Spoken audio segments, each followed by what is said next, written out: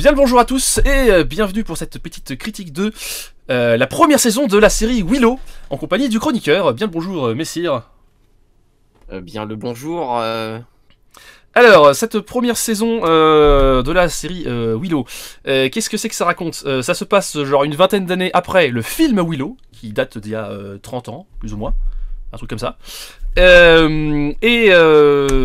Où du coup il y a une nouvelle menace de la grande sorcière très méchante maléfique qui capture le prince du royaume, et du coup sa sœur accompagnée de toute une palanquin de gens, dont Elora Danan qui est la grande élue du précédent film. Faut résumer le film et la série en même temps, c'est compliqué. Qui ne sait pas quelle est Elora Danan? C'est le bordel. Bref, ils vont à l'autre bout du monde, à confins de l'univers, là où la Terre s'arrête, pour rentrer dans la cité maléfique, sauver le prince du royaume. Voilà. Est-ce que c'est un résumé qui te semble correct, ou est-ce que c'est vraiment de la merde? C'est un résumé grossier, mais ça fonctionne. Voilà, donc... Alors oui, première chose, donc comme on fait d'habitude... Où est-ce qu'on en était quand on a commencé cette série? Donc où est-ce qu'on était de l'univers? Donc bah je laisse commencer. Moi, de toute façon, je sais pas si on peut pas vraiment parler d'un univers très travaillé, dans le sens que, à ma connaissance, il y a juste le film. Techniquement, il y a aussi 3 livres qui se passent plus ou moins juste après le film, mais bon, les trucs, à mon avis, tu les trouves, ils sont pas réédités, tu les trouves pas. J'ignorais, mais du coup, moi je ne connaissais que le film, le vieux film. Je m'étais pas attardé plus sur l'univers, parce que ça me semblait être plus un univers.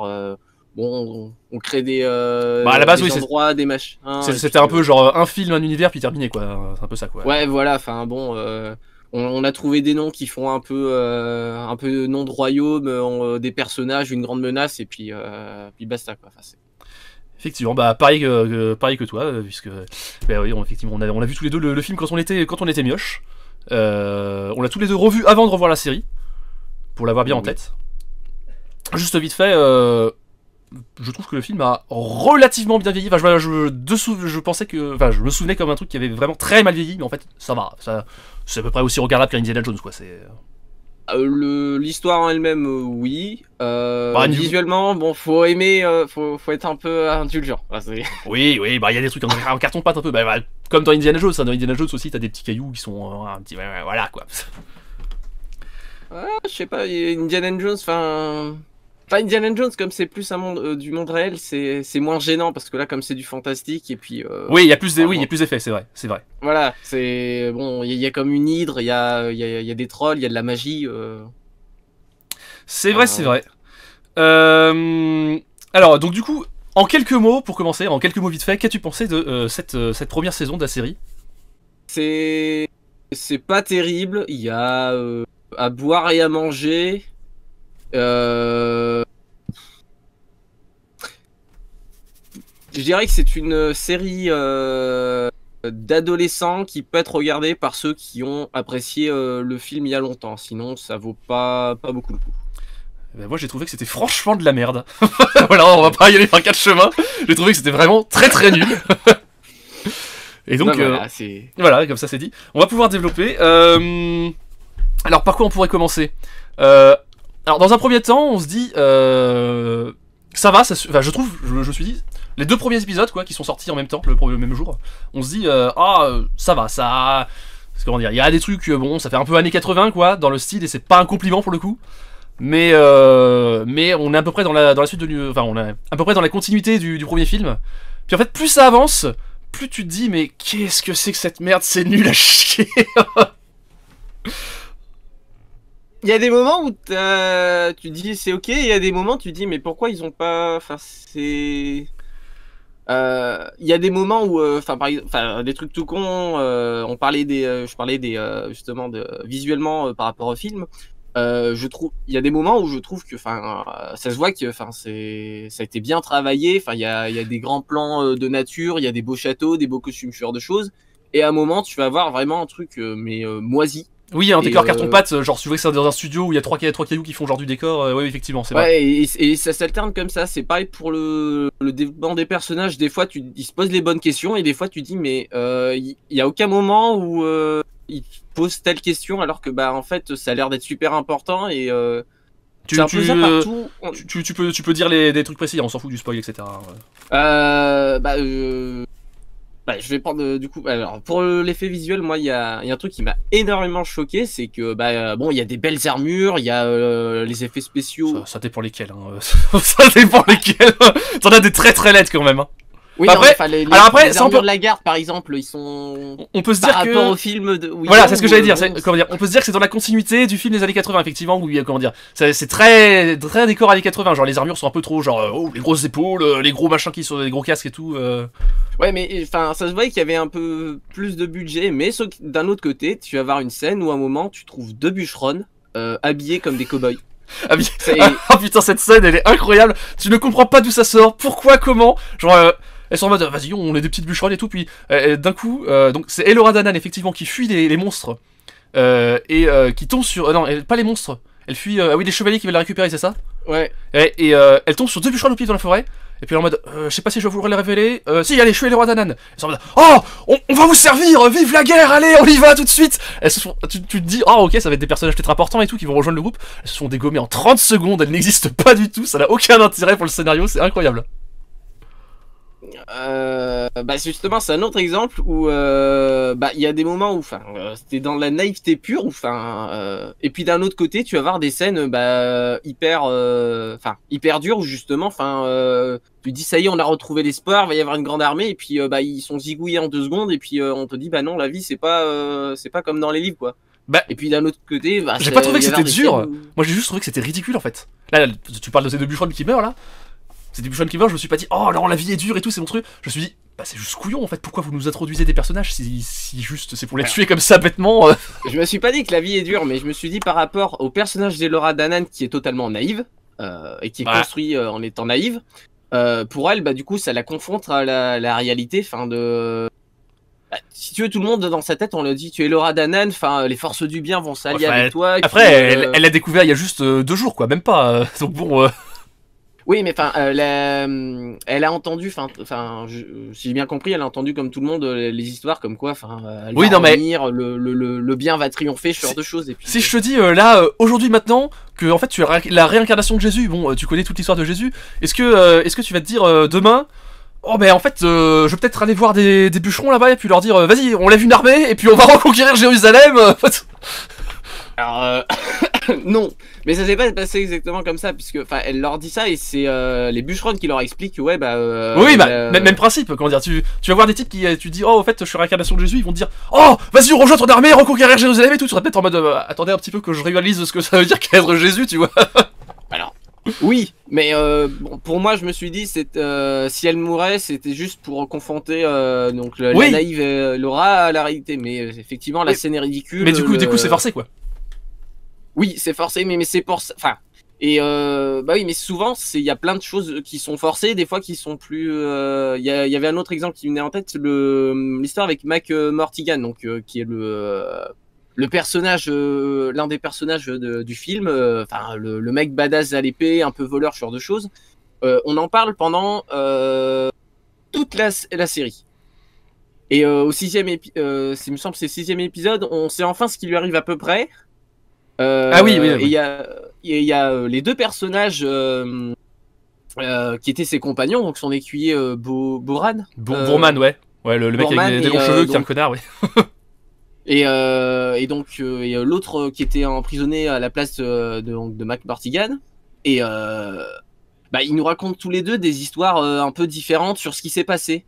Et au final, on sait pas lequel elle a raison. Ouais, voilà, et il y a aucun moment on se dit en plus, on t'explique que Mac Mortigan du coup il est parti faire des choses de son côté pour le bien du royaume.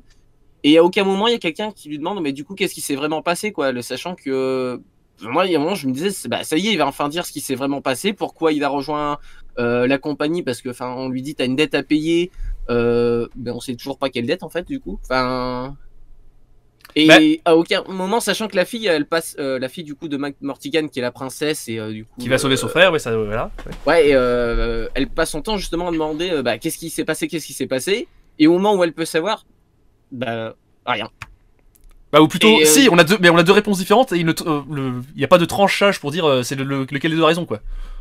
D'autant plus que les deux personnages qui racontent ont l'air tous les deux d'être plus ou moins des connards qui pensent qu'à leur gueule. Donc, voilà, les deux racontent des histoires et finalement, les deux, sont des entourloupeurs, des menteurs, des fiefés. Des fiefés coquins. C'est ça. Et donc, la fille, là, non, c'est pas dit à un moment, j'aimerais vraiment savoir la vérité, sachant que bon, l'autre avait l'air de dire ce qui s'est vraiment passé, et puis non. Et pour moi, c'est sans arrêt comme ça. C'est des fois, les personnages se posent des bonnes questions, et puis il y a d'autres moments, chou blanc. Les costumes, c'est pareil. Je trouve que de manière générale, en fait, c'est tout le temps chou blanc plus ou moins, parce que dès qu'il y a des trucs qui paraissent plus ou moins cohérents, c'est tout de suite désamorcé par une connerie, un truc idiot. Je vais prendre un exemple, c'est pas exactement ce que je voulais dire, mais que ça illustre bien, je trouve.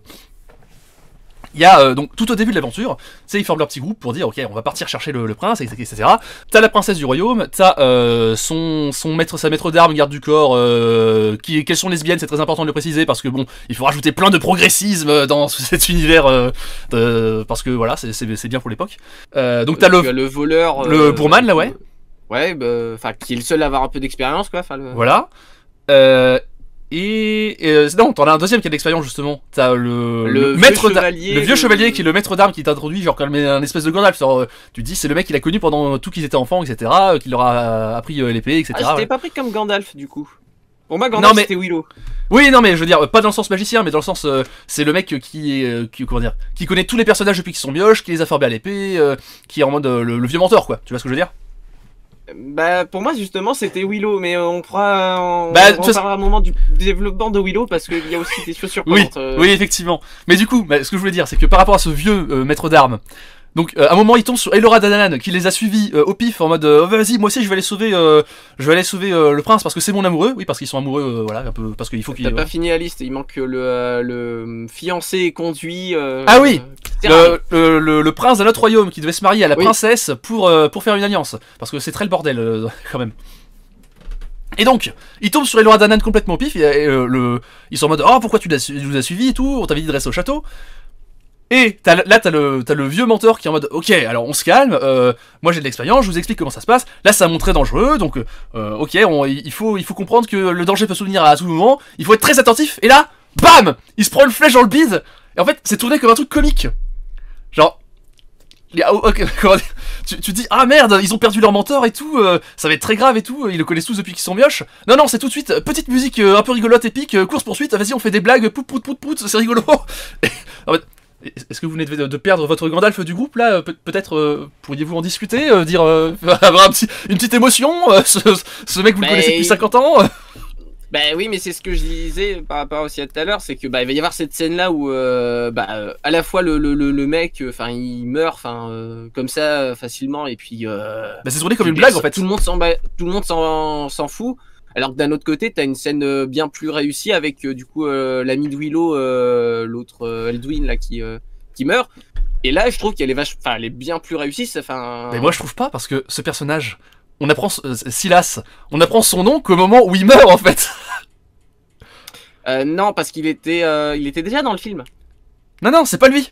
J'allais vérifier parce que je me suis dit, quand même, c'est bizarre. Non, tu t'es dit que c'est le copain de Willow qui part avec lui au début du film. Non. Au tout début du film, il part aussi avec du coup Silas et 2-3 autres gardes et plus le gros maître. Oui, non. Le mec que tu dis, c'est son pote depuis le début qui sont en mode vas-y, on repart en chantant, c'est qui fait un peu son Sam un petit peu quoi. Non, ils te disent le meilleur guerrier du village dans le film. Il se barre avant l'autre justement. Ah, c'est le meilleur guerrier du village, Silas? Oui. Ah ouais, putain, j'avais pas retenu comme ça. Ah visuellement si. Ah d'accord, parce que au début moi je me suis dit c'était peut-être son ancien pote qui est devenu un méga guerrier, je sais pas pourquoi, mais en fait non, ok d'accord. Mais oui, du coup faut quand même s'en souvenir du mec. Parce que, pareil, je me souviens pas de son nom, il est juste présenté comme le meilleur guerrier du village dans le film, d'il y a 30 ans, donc bon. Alors, je m'en suis pas rappelé du nom, c'est le visuel. Il y a un certain nombre des acteurs Alduin, en fait, qui étaient de retour dans le film. Enfin, ça... Ouais, vite fait, quoi. Et oui, ce qui n'empêche que je trouvais que la scène était quand même plus réussie. Enfin, oui, mais du coup, quand tu te souviens pas du film, ou même mieux, quand tu l'as pas vu, parce que la série est un peu conçue pour que tu puisses la voir sans avoir vu le film, tu apprends le nom du mec au moment où il meurt, en fait. Il est là depuis 3 épisodes, tu ne sais pas son nom, donc est-ce que c'est vraiment réussi? C'est réussi dans le sens que ça affecte Willow. Alors non, mais que en plus, autres, le maître, le menteur, il crève et tout le monde s'en bat les couilles. Non, mais en plus, c'est d'autant plus con que comment dire. Donc, ce mec Silas, qui est le pote de Willow, qui est installé depuis que Willow arrive, quand il meurt, Willow il arrive, il est en mode vas-y, je peux peut-être te soigner et tout grâce à ma magie. Et il est en mode non, fais pas ça, tu vas gaspiller ta magie. Le machin de gaspillage de magie de Willow, il est juste là pour l'empêcher de faire des trucs de magie au début, parce qu'après il est en mode vas-y, éclair magique, pout pout pout pout pout pout, feu d'artifice. Oui, non mais ça, jusqu'à ces épisodes-là, je me dis c'est cohérent quoi. Enfin, et puis à partir de ces épisodes-là, je me dis non, du coup ils ont cassé leur cohérence. Mais bah oui. Parce que oui, du coup, en fait, Willow n'arrive qu'à la fin du 2e épisode, si je ne m'abuse. Ou peut-être du premier. Parce qu'en gros, le groupe sort du royaume et doit d'abord passer chercher Willow, parce que la reine leur a dit d'aller chercher Willow, avant de partir chercher le prince, du coup. Et du coup, il rencontre Willow, et pendant tout le début, Willow, en fait, il est en mode j'utilise pas trop ma magie, on sait pas trop pourquoi, et après il nous explique vite fait, c'est parce que son pouvoir magique diminue, décline, etc. Donc pour pas le gaspiller, il préfère l'utiliser que quand c'est le bon moment. Et en fait, à partir du moment où son copain meurt, qu'il aurait peut-être pu ressusciter par magie, là ça y est, il peut utiliser la magie à fond, on sait pas pourquoi. Non, en vrai, c'est à partir de l'épisode où il doit entraîner. Oui, c'est vrai. C'est pour un entraînement où il se donne à fond. Mais oui, je suis d'accord. Ça, c'est dommage parce que scénaristiquement, c'était intéressant. Enfin, parce qu'il t'explique que la magie meurt. Et puis, en fait, il casse ça. Mais c'est pour ça que je qualifie vraiment ça de série pour adolescents parce que, le ton donné était comme. Je suis d'accord pour dire que c'est une série pour ados, mais c'est pas juste une série pour ados, c'est une série pour ados ratée. Enfin, comment dire, il y a les défauts d'une série pour ados et les défauts d'une série ratée en plus, tu vois. Parce qu'à côté de ça, c'est pas forcément super bien joué. T'as des costumes. Qui vont très, très médiévaux, etc. Et à côté, t'as des costumes, t'as dit les costumes de bûcherons en mode cow-boy. Après, ils ont des petites vestes en jean à un moment. Oui, mais ça m'a vraiment choqué. Enfin, en l'occurrence, vraiment choqué parce que, pour moi, c'est un univers d'heroic fantasy. Donc, et puis t'as vraiment, Puis c'est l'heroic fantasy assez caricatural de Donjons et Dragons, quoi. Même le film de base, c'est très Donjons et Dragons, comment dire, un peu genre, il y a les gobelins, il y a les petits gnomes qui font des trucs magiques, l'humain qui est un voleur. Même visuellement, l'affiche, quand tu regardes, c'est très très Donjons et Dragons, quoi. Oui. Oui, non, Et après, comment dire. En plus de ça, on a parlé vite fait du visuel tout à l'heure. On t'a dit qu'il y avait des trucs vachement beaux, etc. Alors, ça, c'est toujours le truc que, comment dire, à l'époque où on est aujourd'hui, avoir des trucs vachement beaux, surtout quand t'es Disney, c'est très simple. Veut dire, tu t'allonges juste le pognon, puis comment dire, c'est même pas, comment dire, avoir un truc beau pour eux, c'est pas un gage de qualité, c'est plutôt avoir un truc moche qui c'est un gage on se fout de notre gueule, tu vois. Mais malgré ça, il y a quand même des effets spéciaux qui sont pourris.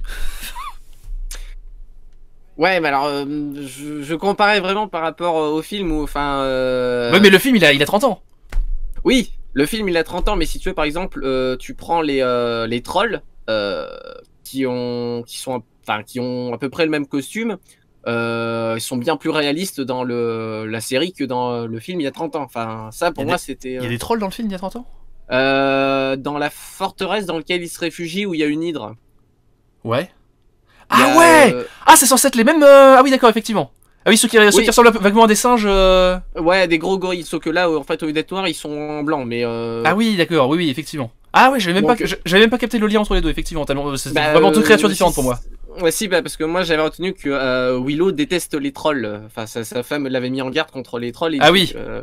Du coup, c'est pas vraiment réutilisé. Bah, tu reconnais que c'est les mêmes, mais tu vois que c'est mieux travaillé. Oui, mais je veux dire le fait que Willow déteste les trolls, du coup. Ah oui, non, oui, ça, ouais, oui. Mais surtout, comment dire, du coup, bah, c'est une incohérence parce que dans le film, les trolls ils sont montrés comme des espèces de créatures bestiales, enfin, je veux dire, ils sont pas intelligents, quoi. Je veux dire, c'est littéralement des gros singes qui grimpent un peu partout, qui donnent des coups de poing. Là, ils sont en mode, vas-y, on a des grosses armures, des grosses épées, des casques anti-gaz. Alors, oui. Oui, Après, oui. il me semble que dans le film, ils te disent qu'ils sont quand même plus rusés qu'ils en ont l'air, mais Ouais, bah, oui, mais entre être rusé pour des bêtes et avoir littéralement des technologies, des vêtements et des armes, il y a un gap entre les deux. Ouais, enfin, voilé comme, enfin, la sorcière les a aidés. Enfin, à un moment, faut. Oh, oui, mais la sorcière, elle est censée être morte. Non, c'est pas la sorcière du film, c'est pas la sorcière innommable, je sais plus comment il. Non, mais c'est si. pas innommable. Comment dire? Alors oui, t'as la sorcière du film qui est l'apprentie d'une autre grande sorcière, mais la sorcière qu'on voit à la fin, c'est bien la sorcière du film, parce qu'il est là en mode ah vous êtes mes petits enfants, etc. Donc vous devriez être dans mon camp. Donc si c'est ses petits enfants, c'est logiquement la sorcière du film. Non, je crois pas que ce soit ses petits enfants. Il explique que ils ont le même sang. Enfin, ils ont le sang des six. Ils expliquent à un moment il y a Oui. 6 fées qui auraient trahi. Mais Oui. du coup, ils sont tous descendants des 6 fées, mais pas des mêmes fées. Moi, j'ai compris ça comme ça, mais. Bah, moi j'ai vraiment compris que c'est la sorcière de la fin, c'était vraiment Bavmorda, la sorcière du premier film, quoi. Donc. Ouais. Et d'ailleurs, il y a un autre truc ça me fait penser qu'il y a un autre truc que j'ai pas bien pigé, c'est que du coup on nous explique que Bavmorda, la sorcière du premier film, est en fait la servante d'une plus grande sorcière qui a donné des pouvoirs très maléfiques. Mais en fait on voit pas le gros méchant, c'est pas cette grande sorcière, c'est un espèce de ver géant en mode dune qu'on voit vite fait faire des trucs et des machins. J'aurais plus comparé avec Yormund, le grand serpent, puisque. Ouais, ils te disent qu'il est censé apporter la fin du monde, et puis tu vois quand même son corps à un moment, donc. Ouais. Bah bref, ça n'empêche que. C'est quoi la différence entre ces. Pourquoi il y a deux gros méchants, quoi? Dans la saison 2. Bah oui, oui, mais oui, effectivement. Non, mais alors, du coup, on va en parler tout de suite. C'est que moi j'ai trouvé ça nul à chier. Et j'espérais que ce soit quand la saison 1 s'est terminée, je me disais ok, bon c'est bon, ils ont récupéré le prince, c'est bon, terminé, il y aura plus jamais de suite. Et là ils te font une espèce de petite animation pour dire hey, c'est le premier livre de 3 livres. Donc là t'es en mode non, il y a 3 saisons de cette merde. Oh putain. Bah moi j'avais pas compris qu'il y avait 3 saisons. Moi j'avais compris qu'il y avait une saison pour non mais si. Comment dire tout à la fin c'est une espèce de scène post-générique où ils ferment le livre, ils remettent le livre dans la bibliothèque. Et puis tu vois livre 1 et à côté livre 2 et livre 3. Donc c'est une manière de te dire il va y avoir 3 saisons. Puis en plus je suis allé regarder sur internet, il y a effectivement 3 saisons de pensée quoi. Oui mais alors j'ai ignoré qu'il y avait 3 saisons et puis j'avais pas vu cette histoire de livre. Moi j'ai juste compris qu'il y aurait qu'ils incitaient qu'il y aurait une suite dans le sens que le prince qui sert à rien, qui finalement a des pouvoirs magiques. Oui, celui qui meurt et qui ressuscite en scène post-générique là, qui est. Ouais, et je me suis dit bon bah du coup ça incite à une deuxième saison. Effectivement. Mais du coup, il y a une deuxième scène post-générique avec cette histoire de livre dans la bibliothèque, quoi. D'accord. Mais moi, du coup, j'avais compris qu'il y avait une saison pour essayer de tenter quelque chose. Et je pense qu'en une saison, ça aurait déjà été plus cohérent dans le sens, c'est un truc annexe. Ça raconte une petite histoire, un peu comme le film d'autrefois. Et puis, bah, ça s'arrête là, quoi. Il n'y avait pas. Bah, j'aurais préféré que ça s'arrête là, mais non, il y a 3 saisons prévues, et a priori elles sont prévues en construction, genre, comme les anneaux de pouvoir, franchement, ça donne envie. Mais bien sûr que les anneaux de pouvoir, ça ils avaient annoncé qu'il y en aurait 5 de base. Oui, c'est vrai. Oui, mais là du coup, ils annoncent en fin de première saison qu'il y en a 3 de base, quoi. D'accord, bah ça j'avais pas vu, et puis bah du coup ça va être... long, terrible. Ouais, parce que ça fera des critiques gratuites sur lesquelles on peut vomir de la haine.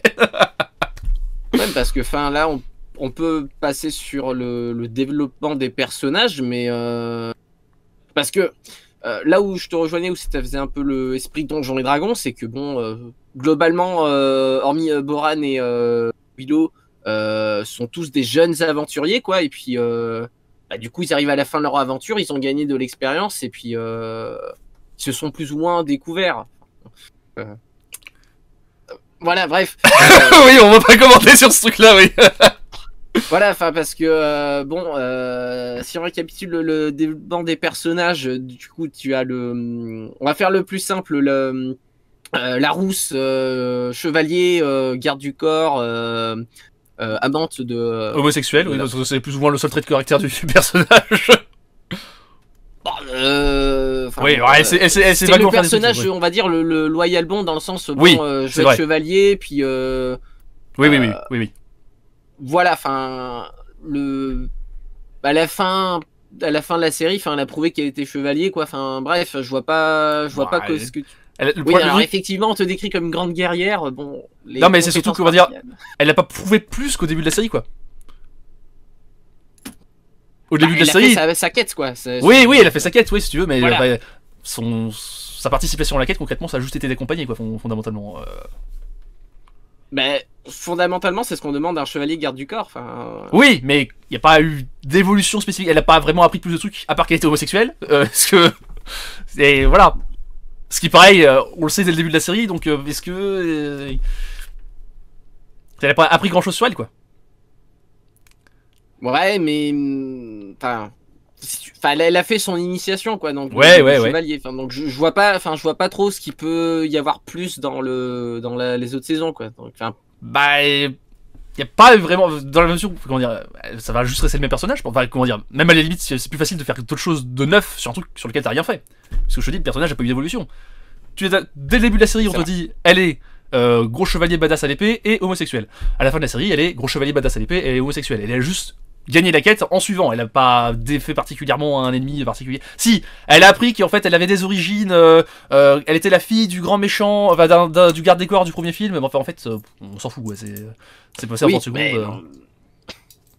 Mais bon, enfin, c'était le personnage le plus facile à commencer. Oui, c'est vrai.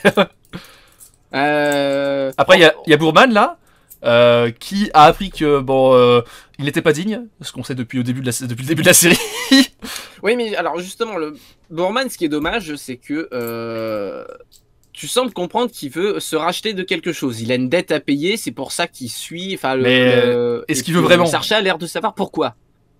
Est-ce qu'on sait, comment dire, est-ce qu'il veut vraiment? Parce que concrètement, il y a la reine qui lui a dit, ok, t'as une dette à te racheter, du coup tu vas accompagner mes gosses là dans leur quête, puisque c'est toi qui as l'expérience, c'est toi qui connais le terrain. Et il est en mode, ok d'accord, si tous mes crimes sont pardonnés, ça me va. Mais est-ce qu'il veut vraiment se racheter? Ça donne pas spécifiquement l'impression, vu qu'il continue de faire des conneries pour lesquelles il a été mis en prison, quoi. Il continue de mentir, il continue d'être un connard, il continue d'essayer de faire son petit truc dans son coin.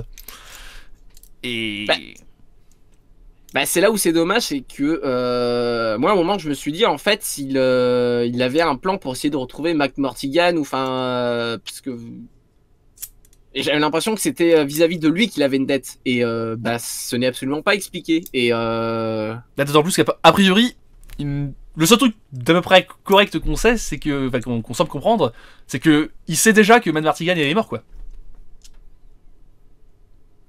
Enfin, mort ou... Oui, ouais, mais oui, il a l'air de s'en douter, mais enfin, si tu veux, dans le développement du personnage, enfin, bon, tu sens qu'il a quelque chose derrière et qu'il aurait pu, mais bah, c'est pareil à la fin, du coup, t'en sais pas plus, et puis... Ah, attends, on le saura peut-être dans la saison 2. Ouais, enfin... Bah ouais, ouais. C'est assez bizarre, enfin bon, D'autant plus que, oui, comment dire, même à la fin, il s'est pas du tout racheté particulièrement, quoi. Il a juste dit, ok, j'ai compris que j'étais pas digne de l'armure, ce qu'il savait déjà au fond de lui, et qu'on avait tous compris qu'il savait déjà au fond de lui, donc du coup, je l'ai donné à quelqu'un d'autre. Bon, bah, il s'est pas vraiment racheté, il a pas eu de rédemption, c'est toujours un connard, il est là que pour faire des blagues. Il est quand même, enfin, il aurait pu ne pas sauter dans l'eau. Enfin, si tu veux, il a quand même une certaine forme d'attachement au reste de la compagnie, alors que bon, enfin, c'est comme il est plutôt décrit comme le personnage, bon, qui est là pour se faire du pognon et ouais, mais c'est le mec qui ramasse le loot pendant que les autres sont en train de se battre, quoi, normalement. La comparaison est judicieuse, ouais. Oui, et les personnages sont un peu stéréotypés. Oui, bah oui, bien sûr. Oui, c'est vrai, mais bon, pareil, il a pas vraiment un vrai développement, quoi. C'est celui qui aurait pu avoir... oui, il aurait pu, mais il en a pas. Oui, mais du coup c'est pareil, enfin je vois pas dans la suite, enfin... Si à la fin, bon, il change pas, enfin, s'il met 3 saisons... Effectivement, en 3 saisons, ils ont le temps de le faire changer vraiment. Donc, si le scénario est développé comme ça, mais... Normalement, t'attends d'une saison entière de série, avec, il y a quand même... il y a 12 épisodes 8 épisodes. 8 épisodes seulement. Oh, ça m'a semblé comme 12. Il y a 8 épisodes. En 8 épisodes, tu peux faire un développement normal de personnage, quoi. Amorcer un début de réel changement, quoi. Bah, il y a des moments où ça donnait l'impression. Oui, mais c'est ce que t'as dit. Après, c'est chou blanc, quoi. Oui, bah, on va passer à un autre personnage, le prince. Le prince. Celui qui ne sert à rien au début. Lui, pour le coup, je trouve que c'est un des personnages les plus sympathiques et qui a vraiment un vrai développement, je trouve. Oui, alors je mettrais sur le fait que je sais pas si c'est l'acteur ou le personnage, mais il reste de marbre, mais tout le temps. Enfin, ah bah, alors ça, de manière générale, c'est pas très bien joué, genre pas du tout en fait même. Ils sont à part vite fait Warwick Davis qui un peu surnage dans le truc, tous les autres sont en mode oh, je suis très triste, je suis très sérieux, oh, j'ai très mal. Ouais, alors oui, mais si tu veux, par exemple, Boorman, ça allait avec le personnage finalement. Enfin, il est toujours un peu décalé. Mais là, le souci, c'est que bon, le mec, on comprend qu'il est totalement blasé. Donc, au début, c'est normal. Mais finalement, quand il reprend confiance en lui, quand il découvre qu'il a du potentiel et tout, bah, il garde la même tronche. Donc, je sais pas si c'est lié au personnage ou si c'est lié au. Mais... Non, mais je pense que de manière générale, c'est lié à la direction des acteurs. Comment dire, ils sont mal dirigés, quoi. Ils ont pas vraiment de. Ça, bon, peut-être j'en sais rien. Je suis pas. C'est pas mon domaine d'expertise du tout. Mais. Par contre, je suis d'accord, le personnage, il est intéressant. Enfin, c'est vraiment le personnage qui décrit comme ça va rien, alors qu'en fait... En fait, au début, tu dis il est mou, inutile et inintéressant, et en fait, au fur et à mesure, tu comprends qu'il est très intelligent, très cultivé, etc. Qu'il a fait juste pas très confiance en lui parce qu'il a eu des trucs dans son enfance qui ont fait qu'il a tué son frère, sans faire exprès. Et en fait, voilà, peu à peu, tu comprends que il avait besoin de quelques coups du sort pour le remettre, qu'il se remette à avoir confiance en lui, qu'il découvre qu'il sait manier la magie un petit peu, et c'est lui qui un peu essaye de redonner confiance aux autres personnages sur certains points. Donc voilà. C'est le personnage qui du coup qui a le plus de développement. Mais là aussi, ce qui est un peu dommage, c'est pas par rapport au développement des personnages, mais c'est que c'est pareil. Il a l'air, il te sort des choses. Il a l'air des fois même plus cultivé que Willow. Et à aucun moment, il y a les gens qui lui demandent, mais en fait, tu sais ça d'où, Bah vite fait, il dit, j'ai lu des livres parce que je suis réfugié dedans quand j'ai. Mais ouais, mais bon, ces compagnons sont un peu idiots de pas savoir avec qui. Oui, bah ça, tout le monde est un peu idiot, c'est un peu le truc général de la série. Pour moi, le plus idiot, je dirais du coup la plus idiote, c'est la princesse. Ouais, on va y venir parce que du coup pour finir du coup sur ce personnage là, parce que du coup à la fin de la saison effectivement il meurt contre Bavomorda, la grande reine méchante là. Enfin il meurt, il est envoyé dans un portail dimensionnel, je sais pas quoi. Donc tu te dis il est mort. Et du coup à ce moment là moi j'étais encore dans l'optique qu'il va y avoir qu'une seule saison quoi. Et du coup je me suis dit est-ce que c'est le même... Je trouvais pas que c'était le meilleur personnage à faire mourir, tu vois. C'était obligé qu'il y en ait forcément un ou deux qui meurent pour qu'il y ait eu un petit peu un enjeu quelque part. Et en fait, il meurt, tu te dis, bon, ok, pourquoi pas. Et effectivement, en scène post-générique, il ressuscite, il est juste dans une espèce de dimension parallèle. T'es en mode, ah, mais alors attends, du coup, on te fait comprendre qu'il va devenir méchant ou un truc comme ça, donc t'es en mode, ou lui ou le prince devait mourir dans le sens qu'il y avait un triangle amoureux avec Elora Danan qui se crée que. Les triangles, oui, en plus, ce triangle amoureux, c'est toujours casse-couille ça. Et du coup, il existe toujours en plus ce triangle amoureux. Donc, bah oui, mais du coup, pour moi, c'était ou le prince qui devait mourir parce que finalement, s'il s'était révélé, il est devenu totalement méchant, ou c'était lui qui se sacrifiait quoi. Mais du coup, c'était lui qui. Moi, ce que je trouve qui aurait été plus cohérent, c'est de faire mourir Boorman plutôt. Pour que justement il ait une espèce de rédemption, dire ok je me suis pas sacrifié pour Mad Martigan, je vais y arriver, mais je me sacrifie pour ces gosses. Oui alors ça oui, mais ça a l'air d'être le personnage qui crève pas parce que bon, c'est. Bah, c'est un peu le C3PO du groupe, quoi. Il est là pour faire des blagues. Non, un peu plus. Enfin, c'est quand même le seul mec aussi qui sait finalement utiliser une lame et. Encore vite fait, quand il y a des. Alors, on peut le dire vite fait, tous les combats sont nuls à chier et ridiculement mis en scène au possible. Ouais, mais. Enfin, pas visuellement, mais quand tu regardes la chose, t'as l'impression qu'il est quand même plus compétent à la lame que la chevalier qu'on te dit la grande guerrière, alors que ben. Ouais. Mais ça aurait rien changé du coup. Enfin, même si lui était mort, enfin, l'autre du coup magicien, il y avait une histoire forcément. Enfin, tu comprends qu'il est amoureux d'Elora Danan, qui s'est lié à l'autre prince, donc c'était ou lui ou le prince qui devait jarter pour que.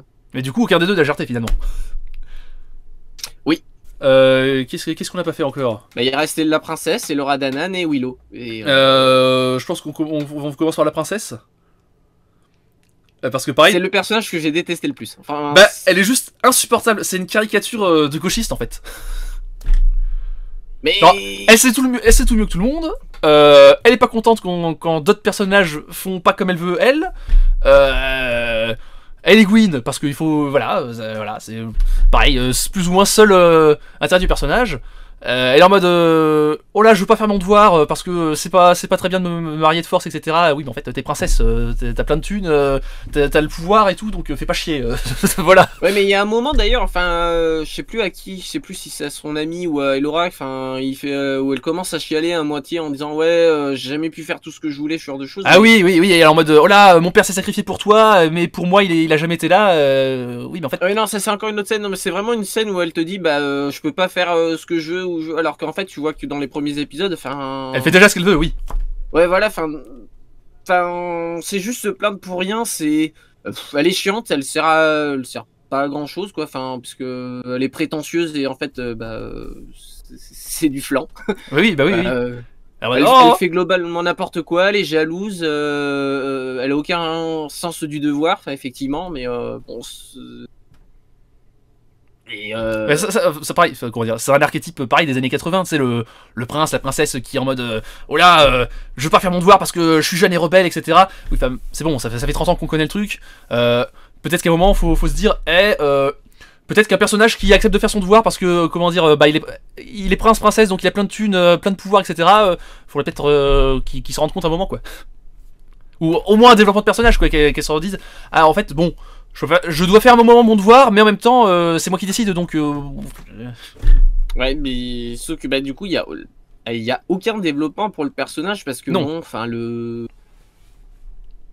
Enfin, la fin, bon, bah, elle a gagné une armure, elle a retrouvé son frère, mais... Oui, non seulement c'est le personnage le plus insupportable, mais en fait, c'est celle qui a tout gagné à la fin de la série, alors que les autres, ils ont rien gagné du tout. C'est elle qui a chopé tout le loot, au final. Ouais, oui, mais... Enfin, alors, c'est vraiment celle qui... Non mais c'est vrai, en plus, j'y repense, mais c'est vrai que elle gagne l'armure trop balèze, elle garde l'épée de son père trop balèze, elle gagne, elle retrouve son frère, donc elle a l'objectif de sa quête, elle a rien perdu du tout, elle a tout gagné. Et du coup, pas une femme, mais une conjointe, quoi, du coup. Oui, en plus, oui. Voilà, donc il y a tout... Mais ouais non, enfin le personnage était juste insupportable, en plus fait n'importe quoi. Elle a un arc, elle le balance à un moment parce que pourquoi, enfin oui. Elle fait globalement n'importe quoi et elle est pas méritante. Enfin, et à la fin, bah elle a pas évolué. Oui en plus, oui c'est vrai. Oui, parce qu'on est sur le développement des personnages là, non ça. Ouais, mais il y a pas grand chose d'autre à dire en plus sur elle, donc. Bah ouais c'est ça, enfin... Alors on va passer à Elora Danan du coup. Parce que... alors je trouve que son développement de personnage... Alors il est existant, il est entre guillemets complet, mais il est torché, mais avec du PQ triple épaisseur. Hein. En mode hop là, c'est fait d'un coup. Parce qu'au début, elle est non seulement naïve, mais niaise en fait. Elle est juste en mode je sais faire des petits pains et je comprends rien à ce qui m'arrive dans la vie. Et en fait... En un épisode, à un moment, il est en mode vas-y, je suis trop badass, magie, explosion, je vais baiser sa mère à la grande méchante. Calme-toi, tu viens de découvrir comment faire des petits feux d'artifice. Je trouve quand même que c'est quand même suffisamment progressif, surtout que bon. ses premiers sorts, c'est finalement, bon, elle dit des mots magiques et puis il se passe rien, quoi. Enfin, oui, non mais j'entends bien, mais comment dire, au début elle est niaise et naïve, elle continue d'être niaise et naïve, mais en apprenant un peu de la magie, et elle n'y arrive pas.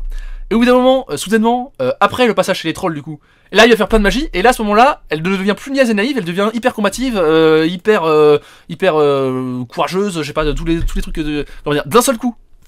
Il n'y a pas de transition entre niaise et naïve à...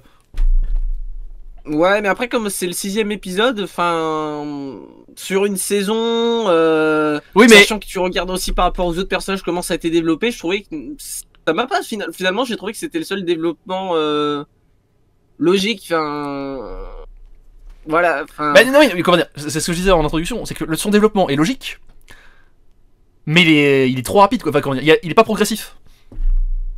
Je trouve qu'il y a une césure au milieu de la série en mode, elle passe de personnage stupide, niais qui sait rien faire, à c'est bon, je fais des grosses explosions magiques, etc. J'y arrive.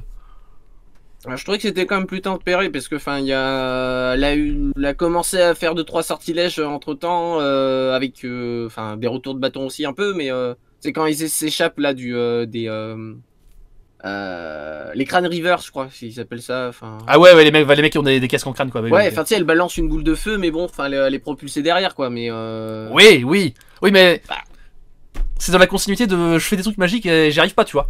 Et y a pas un moment où elle commence à y arriver un petit peu. Genre, elle passe directement de j'y arrive pas du tout trop bien, je me fais repulser par des boules de feu, à c'est bon, grosse explosion magique, je dégomme Willow d'un seul coup de ma baguette magique pour l'entraînement. Bah, non, oui, bah l'entraînement, je suis désolé s'il t'explique que ça a l'air d'être sur quand même 1 à plusieurs semaines, et puis au début, Willow lui lui fait mordre de la poussière, enfin vite fait, hein, dès le premier entraînement, elle le balance à l'autre bout du monde, quoi. Parce qu'en mode, j'entre en colère, Kamiamia, et... D'ailleurs, la magie, faut en parler. Pas au premier entraînement, c'est Willow qui la met dans la flotte. Ah ouais? J'ai retenu qu'elle le dégageait assez vite. Après, pareil, de toute façon, tout cet entraînement, on nous dit ça fait plusieurs jours, plusieurs semaines. C'est un peu genre montage à la Rocky, sauf que Rocky, c'est cohérent, quoi. Genre en mode grosse musique, entraînement, vas-y musique et. Oui, c'est vrai que certaines musiques cassaient un peu avec l'ambiance Heroic Fantasy. Ah mais alors un petit passage vite fait sur les musiques, effectivement, les Des fois t'as des petits bouts de musique du film qui reviennent, t'es en mode ah je connais, et des fois c'est en mode vas-y musique de jeune, rock, pop, surtout les musiques de générique de fin. Et en plus il y a même pas de cohérence parce que encore tu vois si c'était que pour les au début c'est que pour les musiques de générique de fin, donc tu dis bon ok c'est moyen, puis après peu à peu ça devient dans la série au milieu des trucs normaux, et en plus des fois les génériques de fin sont en mode très grave, genre à la fin de l'épisode où ils sont capturés par les trolls. Chez les Bone River là. Il y a pas de musique dans le générique. En mode, oh là, c'est trop grave, il s'est passé un truc super grave, donc c'est pas joyeux du tout, on met pas de musique. Non mais attendez, les autres épisodes, il y avait quand même des personnages qui mouraient, vous avez mis des musiques entraînantes et tout. Moi, enfin, c'est pas trop mon domaine d'expertise. Par contre, je sais que ça cassait avec l'ambiance Heroic Fantasy, ou alors. La chose n'est pas encore sortie, où je verrais bien ce genre de musique dans le film là, Donjons et Dragons, qui va sortir. Oh, ça me ferait chier. Ça me ferait chier, mais. Bah, j'ai l'impression que c'est un peu le genre d'ambiance, quoi, donc. Voilà. Bah non, parce que, comment dire. Je vois ce que tu veux. Comment dire. Effectivement, la bande-annonce de Donjons et Dragons laisse penser à une espèce de gardien de la galaxie dans Donjons et Dragons. Voilà. Mais, comment dire. Les Gardiens de la Galaxie, c'est entre guillemets censé se passer dans notre monde à nous, dans la mesure. Enfin, il y a les références musicales de notre monde à nous, quoi. Ce qu'il n'y aura pas dans Donjons et Dragons, logiquement. Et là, c'est des références musicales de notre monde à nous dans Willow, effectivement. Donc, effectivement, ça casse un peu, quoi. Il y a peut-être un multiverse qui explique comment le djinn est arrivé. Oui, mais non. oui, mais non. Oui, non, mais c'est de la merde, Et ouais, et donc du coup je reviens sur la magie vite fait. La magie, c'est littéralement ou des effets d'artifice ou des Kamiamia, quoi. Alors, on peut rétorquer, effectivement ce sera vrai, que dans le film la magie c'était déjà pas ouf. Mais genre le combat final c'est un peu en mode oh non, oh j'ai pris un sortilège magique, je suis mort dans le film. Bon, ok, d'accord, très bien. Mais le film c'était il y a 30 ans, avec les effets spéciaux d'il y a 30 ans. Là c'est vraiment en mode feu d'artifice chinois et boule de feu Kamiamia. Et t'es en mode oh là, il y a peut-être essayer de faire un truc qui ressemble un peu plus à quelque chose de magique, quoi.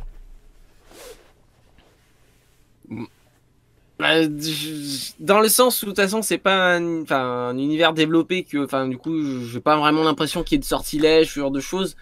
Bon, enfin j'ai vite fait vu un moment une référence à Harry Potter où t'as les filaments rouges contre les filaments verts et puis ça grisaille, mais bon voilà quoi. Ouais, mais comment dire, je trouve que c'est de la magie facile, quoi, comment dire. J'entends l'idée d'essayer de faire une identité. Oui, d'accord. J'entends l'idée d'essayer de faire une identité visuelle à la magie pour se démarquer des autres univers. J'entends. Mais au final, ça ressemble à rien. Comment dire, c'est pas vraiment une identité visuelle, quoi. Ça m'a pas choqué dans le sens que j'ai pas pris ça comme un gros univers. Ouais. Oui, mais justement, si tu fais une série à une suite à un film qui, comment dire, Willow, c'est quand même un film assez populaire, mine de rien. Enfin, c'est populaire pour les gens qui connaissent ce type de film, quoi. Les gens de plus de 40 ans. Bah, on a moins de 40 ans. Oui, alors. Moi, on a des connaissances de vieux, entre guillemets, mais oui, c'est moi, vrai. les gens avec qui je peux discuter de Willow, ils ont entre 38 et 40 ans. Enfin, il y en a un qui. Enfin. Il y a quelqu'un que tu connais aussi avec qui j'ai discuté, il me disait oui bah moi c'était mon enfance Willow quoi, enfin c'était oui non mais bien sûr quand j'étais petit et enfin globalement ouais c'est il y a 40 ans quoi donc Bah oui non mais après comment dire ça reste un film populaire je dis pour les gens qui suivent la chaîne sur laquelle on est genre les films d'Heroic Fantasy les trucs d'Heroic Fantasy quoi, c'est effectivement ouais bah oui parce que quand t'avais demandé sur les autres pignoufs ils avaient pas l'air de trop te connaître hein, quand même. Oui mais oui c'est vrai oui bien effectivement mais bah, de manière générale c'est les gens qui connaissent le Seigneur des Anneaux les trucs comme ça souvent connaissent Willow tu vois au moins de nous. Ah ouais. Oui effectivement. D'accord, bah moi je pensais que c'était, enfin et du coup ça avait pas cette prétention là mais bon. Non mais ça fait pas, comment dire, c'est un film de niche effectivement, mais c'est connu dans sa niche quoi. Et du coup, donc je reprends mon développement, l'idée de faire une série, une série ensuite au film qui est relativement populaire, qui en plus c'est Lucasfilm, donc c'est les trucs récupérés par Disney avec le rachat de Lucas, comment dire. Pour moi, c'était justement l'idée d'essayer de ressusciter un peu une licence, un univers, d'essayer et au final, il n'y a pas vraiment de construction, quoi. Il n'y a pas un truc qui démarque l'univers d'un autre, quoi. Ah non, bah c'est un film, c'est ce que j'avais dit en début, un film pour adolescents ou pour les gens qui ont vu le film. Oui, mais même pas vraiment, parce que regarde, des trucs pour adolescents, genre des trucs genre Hunger Games, Divergente, le Labyrinthe, etc. Alors, on peut en penser ce qu'on veut, effectivement, c'est pas forcément des films exceptionnellement géniaux, mais au moins, ils ont un univers, une identité visuelle à eux, quoi. Tu les identifies, tout le monde a retenu Hunger Games, quoi. Ouais, oui. Alors que là c'est vraiment film générique magique. Alors, c'est d'autant plus bizarre que il n'y a pas tant de films que ça d'Heroic Fantasy, mine de rien, de films ou de séries d'Heroic Fantasy. Moi, ça m'a fait un peu penser à la série de l'épée de vérité que je décrirais aussi comme une série pour adolescents. Ah, je ne l'ai pas vu pour le coup. Je savais même pas qu'il y avait une série d'épée de vérité. J'ai regardé ça. Oui, alors il y a une série, mais je dirais que c'est facilement années 80-90. Ah, c'est une vieille série, d'accord, ok. Ah oui, une vieille série. Ah bah, je savais pas. Bon, j'ai vu 2-3 épisodes, ouais, c'est... Mais voilà, c'est... Mais du coup, justement, c'est terrible que ça te fasse penser à un truc des années... Enfin, comment dire, à la fois je comprends l'idée d'essayer d'être dans la continuité des années 80, puisque Willow est un film des années 80, on l'a répété 50 000 fois, mais le problème c'est qu'il fallait récupérer l'ambiance des années 80, mais pas les défauts qu'il y avait avec, tu vois. Pas... Je sais pas si tu vois ce que je veux dire. Ouais, mais... Parce que ça, mine de rien, ça reste une série moderne avec des effets spéciaux modernes, tu vois. Donc tu peux pas passer l'excuse de « Oh, ça va, c'est pas grave, c'est un caillou en plastique », tu vois, c'est... Ou alors il aurait fallu vraiment assumer le délire à fond, genre en mode on prend même des vieilles images, des vieilles caméras, mais c'est pas le cas, quoi. Il y a des moments, ils recyclent des images du film. Hein, ah oui, il faut en parler de ça. Il y a beaucoup de nostalgie forcée, j'ai trouvé. Ah ouais?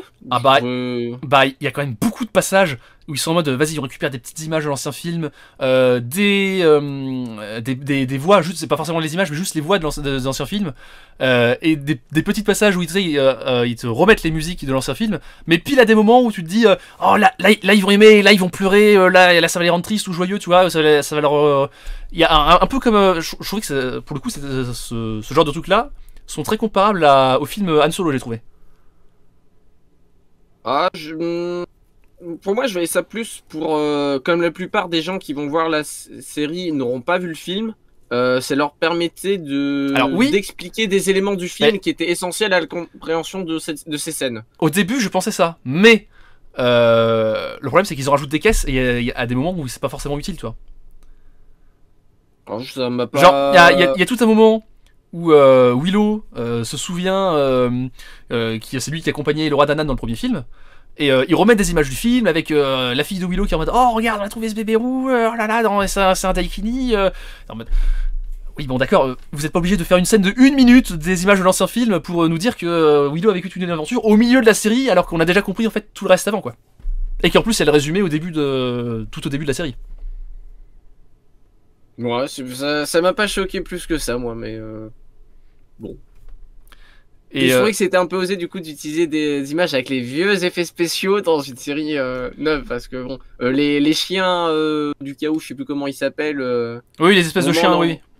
Ouais, ils étaient quand même assez moches. Oh, ça va, ça va. Pour le coup, je trouve que ça va. Ce qui nous amène au dernier personnage de développement, qui est Willow. Personnage donc principal, c'est le nom de la série, c'est le nom du film, c'est le mec qui est censé guider tout le monde. Mais en fait, il est ultra anecdotique. Il est là parce qu'il doit être là, mais. Bah, tout à l'heure, je disais que pour moi, c'était lui Gandalf dans le sens que, bon, on te dit, allez retrouver Willow, il va tout vous expliquer. Effectivement, bon, des fois, il explique des choses, mais il y a des fois, en fait, c'est souvent mal d'ailleurs. Ouais, mais c'est ça en fait. Souvent, limite Borman a plus de choses intéressantes, a plus d'expérience à raconter que Willow. Enfin, en fait, comment dire. Autant on voit la connexion avec l'univers du film et de la série, autant j'ai vraiment l'impression que le personnage de Willow, il est ultra anecdotique. Enfin, comment dire, il est là un peu en figuration, quoi, parce qu'il est là parce qu'il doit être là, parce qu'il doit faire la continuité, etc. Et il est pas très puissant. Il a pas vraiment de développement de personnage, il prend pas vraiment d'initiative, comment dire. Les initiatives qu'il prend en plus souvent c'est de la merde. Alors quand il dit il faut qu'on fasse ces trucs, etc. Au final c'est nul à chier. Après moi je me disais la série porte son nom, mais c'est plus lui le personnage principal parce que justement oui, mais il devrait le mentor. Et en fait, après, parce qu'après le développement du personnage normalement c'est celui du film où il apprend à être sorcier. Mais là, en fait, il y a des moments où tu dis encore, il est novice, quoi. Il y a des choses, il maîtrise toujours pas. Après, ça aurait pu être justement un développement de personnage intéressant. Comment dire, au début, tu sais, ils disent effectivement, je suis devenu le grand sorcier que je rêvais d'être, etc. Et ils sont en mode, non, t'es pas vraiment devenu un grand sorcier. Et effectivement, ça aurait pu être un développement de personnage intéressant. Il y a un début de ça. Il essaye de se dire, bon, effectivement, je ne suis pas vraiment un si grand sorcier que ce que j'aimerais croire, et je devrais plutôt essayer de. Et comment dire. Tu t'attends à quand même. Donc déjà il aurait pu avoir ce développement là qui n'existe pas vraiment, il y a un début d'amorce de. Mais en fait c'est torché en 30 secondes là aussi, il voit son verre qui fait dire la vérité, et en mode hop, finalement je suis pas un si grand sorcier. Allez c'est torché, hop tu vois. Et après, un autre truc d'élément de personnage qui aurait dû pour le coup être prédominant, c'est que ce soit lui qui soit moteur de résolution des dilemmes, qui sont en mode ok c'est moi qui ai l'expérience, c'est moi qui sais comment fonctionne la magie, même si je suis pas forcément super puissant, au moins je suis capable de comprendre et d'expliquer comment fonctionnent les choses. Mais pas vraiment au final. Oui, c'est le prince du coup qui est un magicien qui explique plus finalement, du coup il perd son rôle de mentor, Puis même, il perd son rôle de mentor, même pas que de mentor, de mec expérimenté en fait, parce qu'il a pas vraiment d'expérience. Oui, et puis même d'ailleurs dans l'avant-dernier épisode du coup, bon tu vois il dit voilà c'est aux autres de faire la chose, moi je vais rentrer chez moi. Oui, putain ça c'était terrible. T'es le personnage principal, t'as le nom de la série, pourquoi tu te barres? Alors, en plus comment dire, comme c'est mal écrit, tu comprends de manière évidente que à la fin du dernier épisode, il va arriver en mode vas-y, c'est moi qui sauve la situation, mais c'est tellement évident qu'en fait ça devient ridicule, tu vois. C'est très forcé le passage où ils sont en mode j'ai envie de rentrer chez moi parce que y a ma fille qui m'attend et en fait c'est ma fille qui m'intéresse. Enfin comment dire, ça aurait pu être intéressant à vraiment développer, mais là ça fait vraiment excuse forcée pour qu'ils se barrent quoi.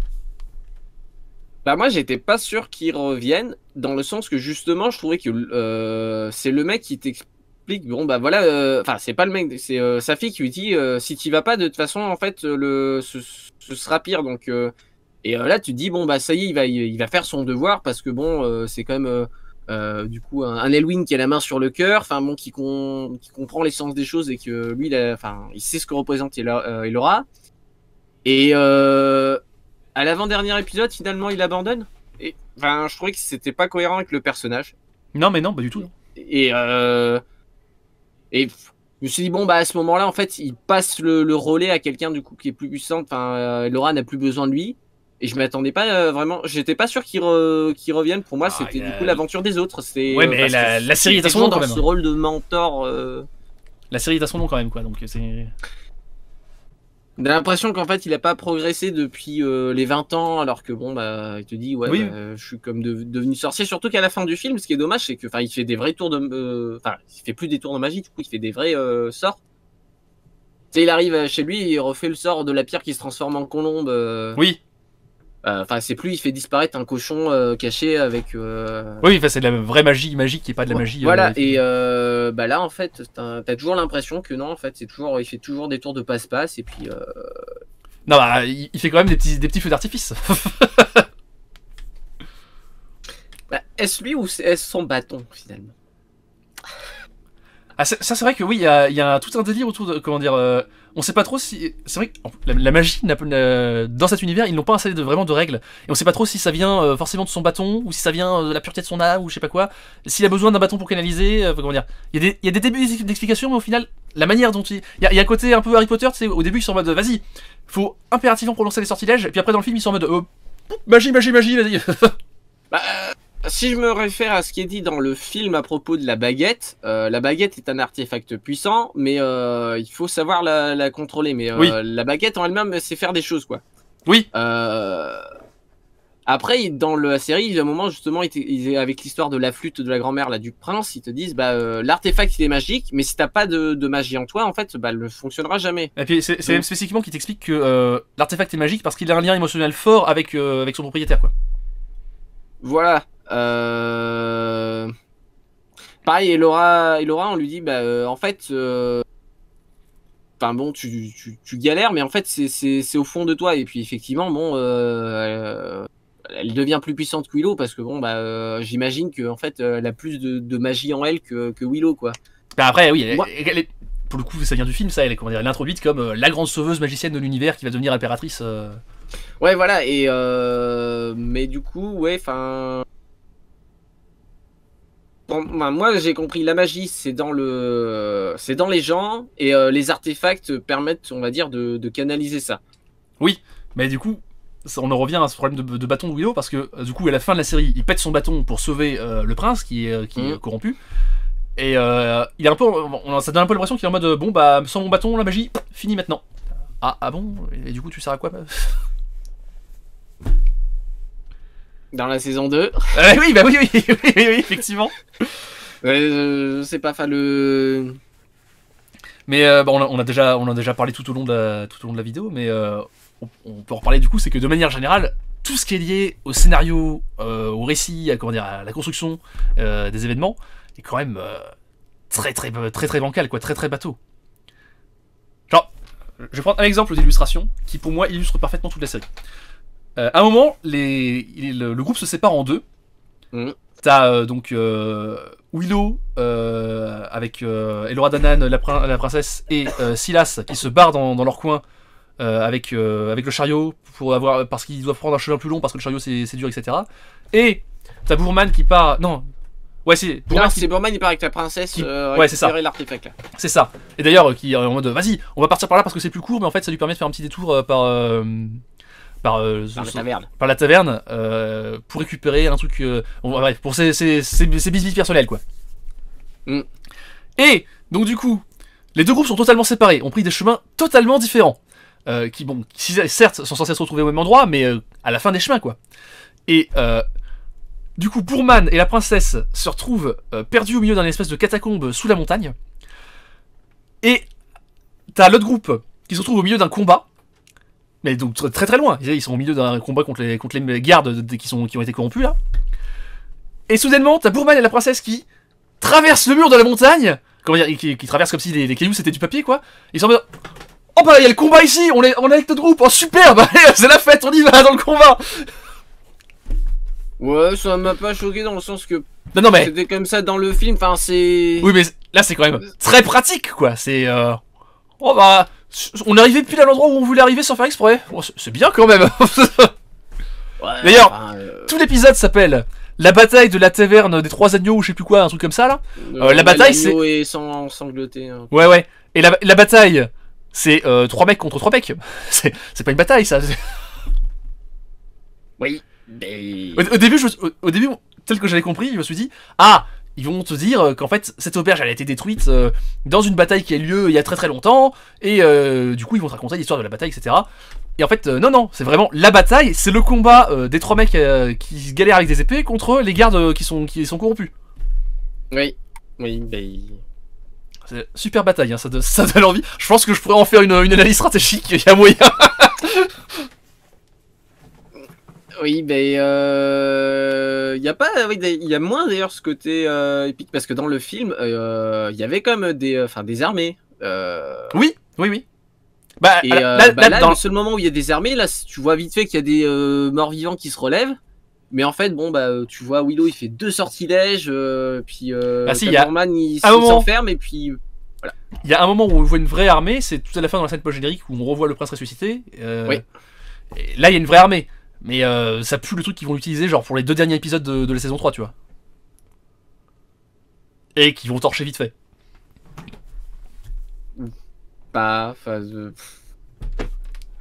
Ou pas qu'ils vont les utiliser, ils vont peut-être trouver un moyen pour finalement que la bataille n'ait pas lieu, puisque dans cette bataille, Elora est censée mourir. Oui, c'est vrai qu'on nous explique depuis le début qu'elle est censée mourir à la fin, oui.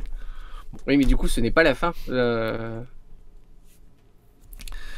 Mais oui, effectivement. Et oui, et comment dire, et donc du coup, je reviens sur le scénario.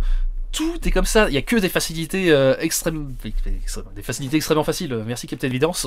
Ton potentiel est potentiellement potentiel. Bah oui, là on est exactement là-dedans. Mais comment dire, tout est oh, on a besoin d'un truc. Oh mais ce truc est là, c'est génial.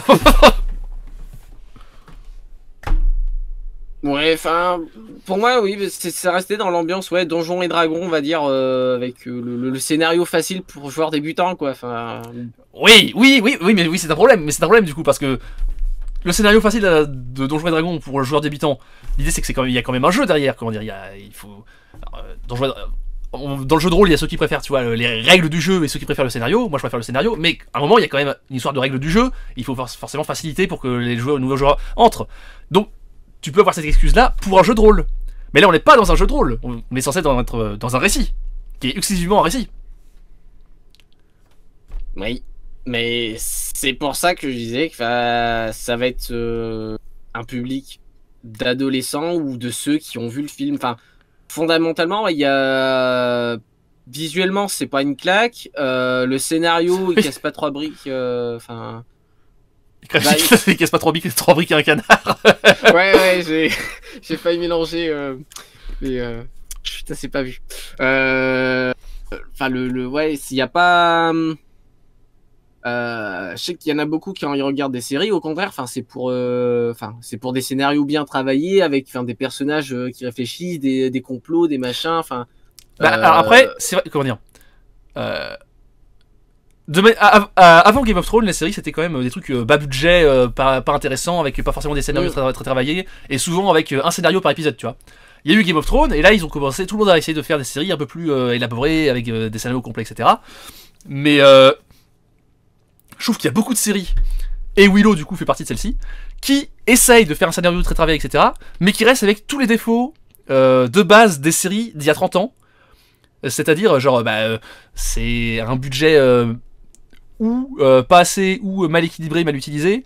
avec des scénarios, des jeux d'acteurs, des trucs de réalisation qui sont très très très moyens, très très bof. Et comment dire, en fait, ça a les défauts qu'on peut attendre d'une série normale à la base. Et on n'est plus habitué à ça parce qu'on est tous maintenant on est habitué à voir des trucs genre Game of Thrones, Daredevil, des trucs vraiment vraiment costauds quoi. Ouais, et parce que là je vois pas encore une fois, hormis si t'as regardé le film et que t'as bien aimé et que t'es un bon public, je vois pas en fait ce qui peut intéresser parce que enfin y a pas d'intérêt majeur à la série quoi. Enfin c'est pas un gros univers, c'est pas visuellement beau, le scénario ne change rien. L'intérêt de base selon moi aurait été justement de ressusciter la licence pour essayer d'en faire un gros univers construit, mais ça ne le fait pas du coup. Bah non, parce que enfin pour moi c'est pas du tout un univers construit. Enfin c'est encore une fois c'est ouais on a vite fait des noms et des machins et puis. Oui mais je dis justement si la série avait été bien, on va dire, avait été bien mise en place, ça aurait permis de construire un univers, tu vois, de construire un univers autour, de rajouter du gras et là ça rajoute pas du gras, ça rajoute du vent quoi. Oui bon on parle quand même de Disney Ah oui, bah oui, ça. Oui. Une grosse licence qui était déjà bien construite, vu ce qu'ils en ont fait. Je laisse sous-entendre de quoi ça peut s'agir, mais. Bah oui, et surtout sur le sujet, surtout dans un univers Lucasfilm, on se demande bien de quoi tu peux parler. Ouais. Mais ouais, comment dire. Ouais. Donc effectivement, on a du scénario facile et niais. Du jeu d'acteur mauvais, la réalisation aux fraises, c'est globalement du champ contre champ. Il y a une course poursuite à un moment. Comment dire, au début d'un épisode, t'as une espèce de course poursuite entre les monstres méchants et c'est bénigne quoi. Tu peux mettre sur la scène. À ce moment-là, il y a une musique justement, très très actuelle, très moderne. Oui, effectivement, oui. Et tu te dis, est-ce que ouais. J'ai l'impression que la série de manière générale a le cul entre deux chaises entre essayer de faire un truc extrêmement sérieux, extrêmement grave et profond, genre et c'est de la comédie, c'est juste purement de la comédie, genre même parodique presque.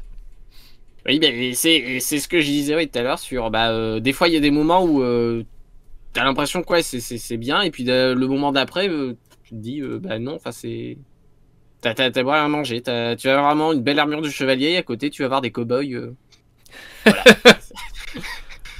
Pourquoi bon, on l'a déjà pareil vite fait évoquer, mais je trouve que ça chouine tout le temps. Il y a plein de passages où ils sont en mode oh, c'est très triste, hein. Oh là là, vraiment, c'est très triste. Tu pleures, hein. Non, non, je m'en fous. Les personnages sont jeunes, niais.